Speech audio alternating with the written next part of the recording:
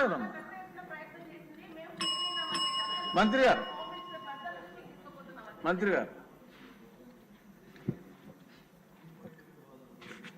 అధ్యక్ష, ధన్యవాదాలు అధ్యక్ష.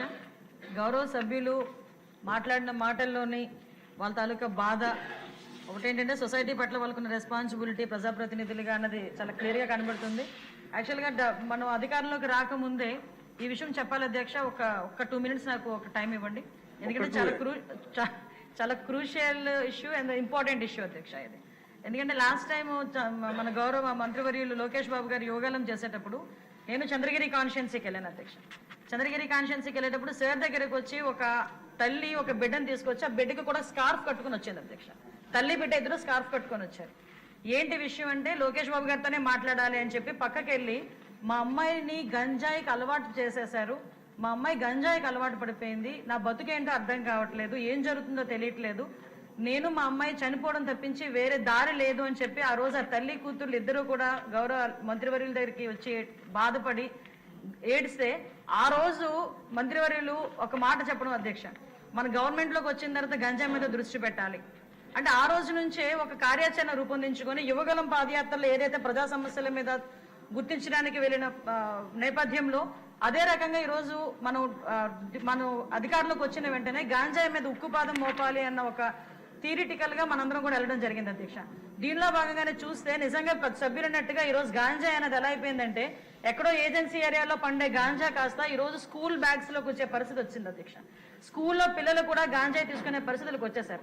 అంటే లాస్ట్ 5 సంవత్సరాలు ఇందాక సభ్యులు మన వాసు గారు మాట్లాడినప్పుడు కనీసం గాంజాయి మీద కానీ గాంజా బ్యాచ్ గురించి కానీ బ్లేడ్ బ్యాచ్ గురించి కానీ దౌర్భాగ్యం ఏంటంటే ఒక సీఎం స్థాయిలో ఉన్న వ్యక్తి ఏ రోజు కూడా ఒక రివ్యూ తీసుకోకపోవడం, ఒక ఇన్ఫర్మేషన్ కనీసం తెప్పించుకోకపోవడం అధ్యక్ష.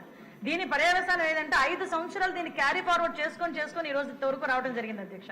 దీని నేపథ్యంలో ఈ రోజు ఈ గాంజాని ఇమీడియట్ గా మనం అరికట్టాలి అనుకునేటప్పుడు చాలా ఎక్సర్సైజ్ చేసుకోవాల్సి వస్తుంది అధ్యక్ష. సిస్టమ్ ని కూడా మనం మళ్ళా రిపేర్ చేసుకోవాల్సిన పరిస్థితి ఏర్పడింది అధ్యక్ష.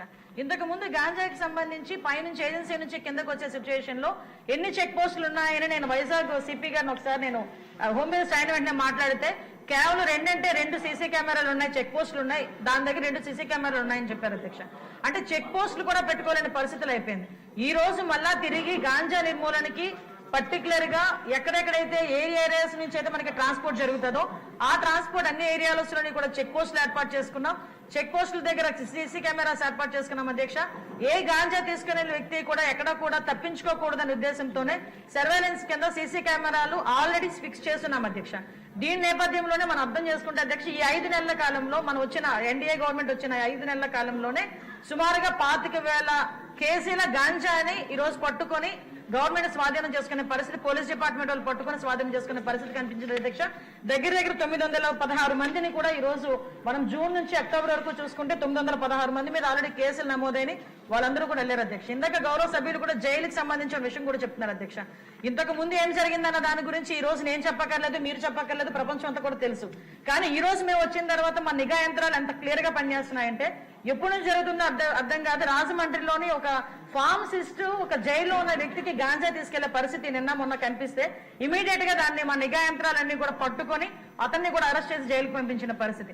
మీరు అన్నట్టుగానే ఎక్కువ ఏజెన్సీ ఏరియాలోని చిన్న పిల్లలు దీనికి ఎడిక్ట్ అయిపోయే పరిస్థితి కనిపిస్తుంది అధ్యక్ష. ఎడిక్ట్ అవ్వడమే కాదు అధ్యక్ష, వాళ్ళకున్న ఫైనాన్షియల్ ప్రాబ్లమ్స్ ని బేస్ చేసుకుని వాళ్ళని పావుల కింద వాడుకునే పరిస్థితి ఉంది.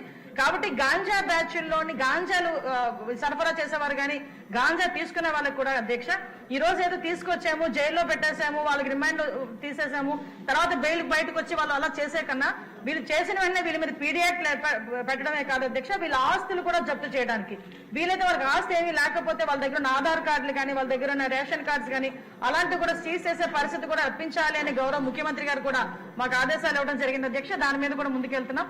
ఇంకా మీరు కడపలో ఉన్నట్టు మా దృష్టికి వచ్చింది కాబట్టి ఒకసారి మేము కూడా మాట్లాడతాం అధ్యక్ష. అదేవిధంగా డీడిక్షన్ సెంటర్స్ కూడా మాక్సిమం ఎక్కువ పెడుతున్నాం అధ్యక్ష. ఎక్కువ మంది డాక్టర్స్ ని కూడా ఈవెన్ సెంట్రల్ జైల్లోని కూడా డీఅడిక్షన్ సెంటర్లు పెట్టడానికి ఒక ప్రపోజల్ ఉంది అధ్యక్ష.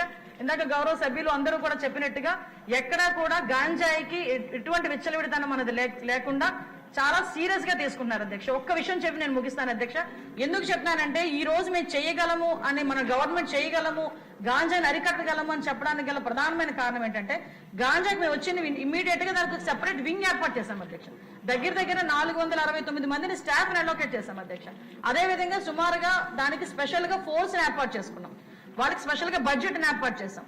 ఎక్కడా కూడా మిగతా డిపార్ట్మెంట్ వాళ్ళతో కాకుండా వాళ్ళు సెపరేట్ గా వాళ్ళకు ఒక అధికారాలు ఇచ్చి, సర్వాధికారాలు ఇచ్చి ఈరోజు గాంజాని అరికట్టే పరిస్థితిలో మనం తీసుకొచ్చాం. 5 సంవత్సరాలు ముఖ్యమంత్రిగా ఉన్న వ్యక్తి ఆ పులివెందుల ఎమ్మెల్యే ఈ రోజు అప్పటి వరకు ఎక్కడ కూడా ఒక రివ్యూ చేయకపోతే, నాకు తెలిసి 5 నెలల కాలంలో దగ్గర 7 సార్లు గంజాయి విషయంలో రివ్యూ చేసిన ఘనత కూడా గౌరవ ముఖ్యమంత్రి గారికి మన దక్కింది అధ్యక్ష. కాబట్టి ఇంత కాన్ఫిడెంట్ గా మేము చెప్పగలుగుతున్నాం అధ్యక్ష. గాంజాని కానీ బ్లేడ్ బ్యాచ్ కానీ, బ్లేడ్ బ్యాచ్ కూడా ఎక్కువగా రాజమండ్రి, విజయవాడలోనే ఎక్కువగా ఉంటుంది అధ్యక్ష. దాన్ని కూడా అరికట్టడానికి ఈ రోజు పోలీస్ డిపార్ట్మెంట్ అంతా సన్నద్ధమైనారు అధ్యక్ష. Thank you. సిన్సియర్ గా పోలీసులు కృషి చేస్తే వాళ్ళు పట్టుకోవడం పెద్ద కష్టం కాదమ్మా. సిన్సియారిటీ విషయంలో ఈరోజు గౌరవ ముఖ్యమంత్రి గారి నాయకత్వంలో, ఆయన తాలూకా అంటే ఆయన నాయకత్వంలో, లీడర్షిప్ లో ఈ రోజు పోలీస్ డిపార్ట్మెంట్ అయితే చాలా పర్ఫెక్ట్ గా వర్క్ చేసుకున్నారు. అధ్యక్ష, నేను సభాముఖంగా ధైర్యంగా నేను చెప్పగలుగుతున్నాను, పోలీస్ డిపార్ట్మెంట్ లో మార్పు వచ్చింది. ఒకటే, పోలీస్ డిపార్ట్మెంట్ కి ఈ రోజు వాళ్ళ బాధ్యత ఏంటి, వాళ్ళ కర్తవ్యం ఏంటి అన్నది ఈ 5 నెలల్లో తెలిసింది అధ్యక్ష.